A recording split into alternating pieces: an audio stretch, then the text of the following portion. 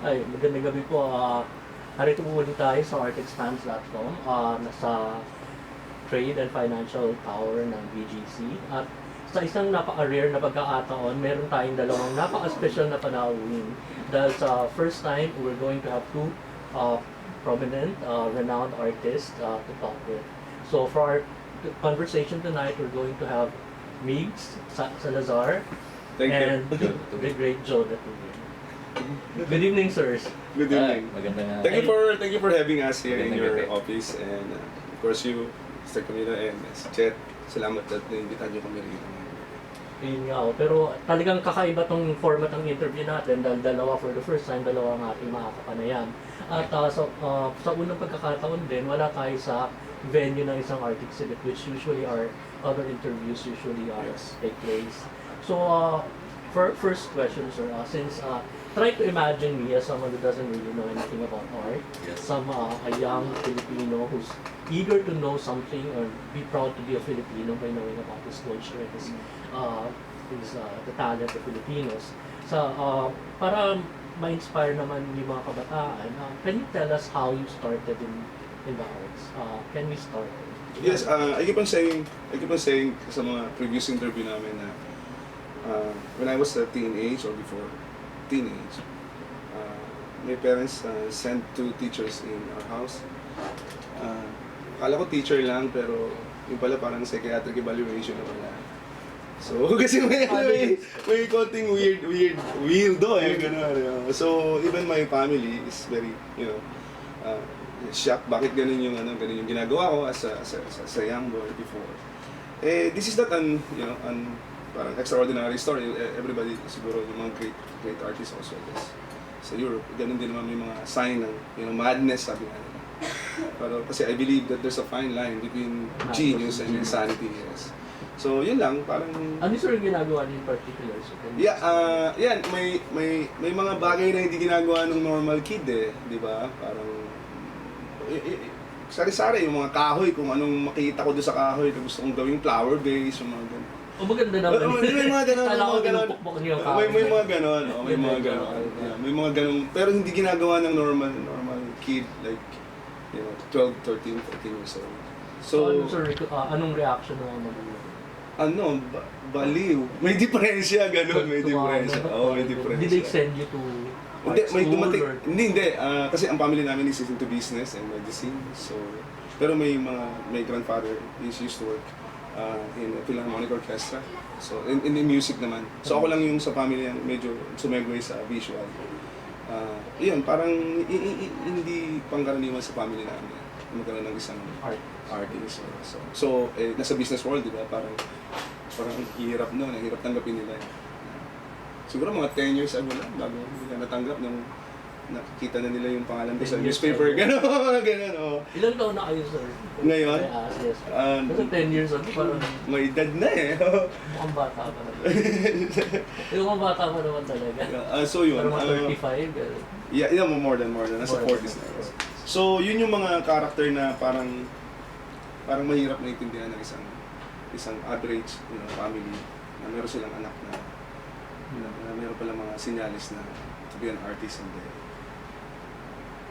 Kayo naman, sir. So, babalikan mo natin yung storya na yun. Sa akin naman, as far as naalala ko, bago ako mag-touchdown na grade school, nasa family namin yung talagang gumagawa ng sining.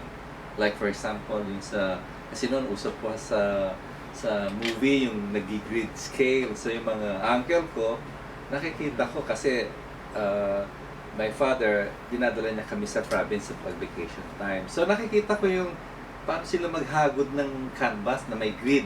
During that time, wala pang tarpaulin So, para sa perspective. Yeah, Linear nakita ko perspective. yun, and yung iba nagagawa ng diploma. So sabi ko, artist yata yung mga itong lahi ko sabi ko. So siguro kailangan artist na rin ako para, parang sort of na-inspired ako sa ginagawa ng pamilya. And then yung father ko noon, I remember, I keep on saying sa mga even sa international media. Interview natin na siya yung first artist ko, siya yung first inspiration ko. Kasi nung binibigyan ako ng assignment ng school, grade school, Eh, hindi ako makadrawing. So, yung father ko ang pinag-drawing, like Picasso did, no?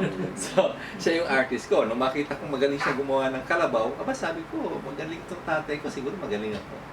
So, I started, ano na rin ako, nag-sketch ako, hanggang medyo na pino ko yung pag-sketch ko. Yung mga assignment ng mga kapatid ko, ako na gumagawa after my father. Pero this was when you were in grade school? Grade school, yeah. And so how did you develop Yeah, sumasali na ako sa competition that time. So, may mga competition na may premyo kasi, alam mo, pag may premyo, allergic ako dyan. allergic, ibig sabihin. You wanted to get the gold. You wanted to get the prize. You wanted to get the Kasi prize. entrepreneur din ako nung maliit ako, nung nasa elementary ko. Kasi yung mother ko, nagtitinda-tinda. Siya yung, actually, during yung time na yon, siya ang lugaw queen, yung nanay ko. Sa Manila po ito? Yeah, sa Manila. So, sabi ko, I might as well help my mother to earn money for our family. So, minsan, bibili ako ng ensaymada. So, kalahati nung ensaymada, yung cost na kukuha ko. So, meron ako pambigay sa parents ko. So, yun ang hindi mo narinig siguro. First time. Ano yung memorable, sir, na experience nung high school kayo kung nanalo kayo? Yeah. Kwento mo sir yung you're fighting for, you're competing for the school and your dad throw the artwork in the Actually, on the mat. No.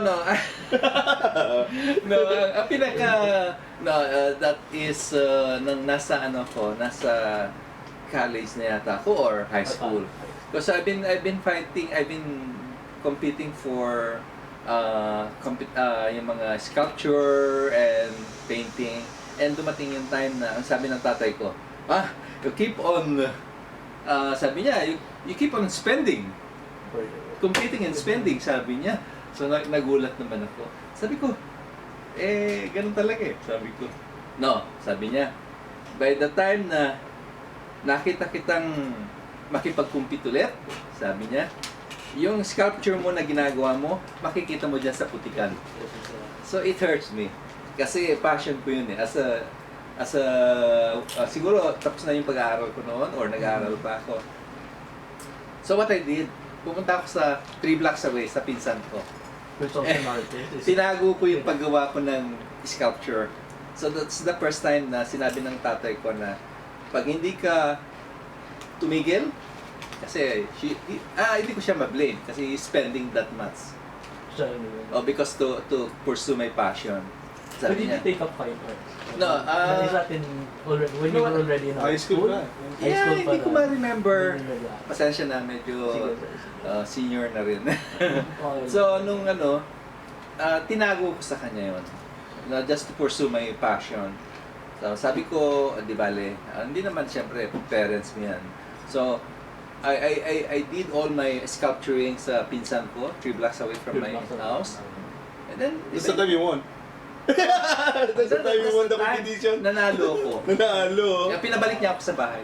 Ayun. Ayun ang no? So may konting condemnation na pansin mo. Parang generally, But parang sa lahat ng art. Yeah, as the saying goes, the world. Pero once you started making a name for yourself, they start. Yeah, that's right. It's a common saying na the world is very hostile for new friends and new talents. Even my family I don't know if the term condemn is appropriate or polite way to put the word. Parang hindi na nila ako nakakausap for many years. But when my dad, nakita niya sa newspaper na may show pala, anak, sabi niya, tumawag sa akin, nasa Paris ako merong dyan, baka kamag-anak natin to, Salazar yung pangalan. Anong pangalan ko? MIGZ, may show siya Tawa ako Hindi yun ang... No, may rin na Miss Alan Ray Salazar. Alan Ray, Miguel Salazar. Miguel. So, when I, sa Europe, pag sinabi mong Alan Ray sa French, they pronounce it as Alan Ray. So when sa balik ko yung Alan Ray, hindi pangalan yun. Then my father used to call me when I was young, anak, Miguelito, kasi ako lang yung isang lalaki, 4 yung kapatid kong babae. I'm the only son. Kuha nga ng yelo sa mami mo, nagiinom kami. Miguelito. When I use the word Miguel, ano eh, yung French parang, Miguel, putya pa. Parang may problema pa rin eh.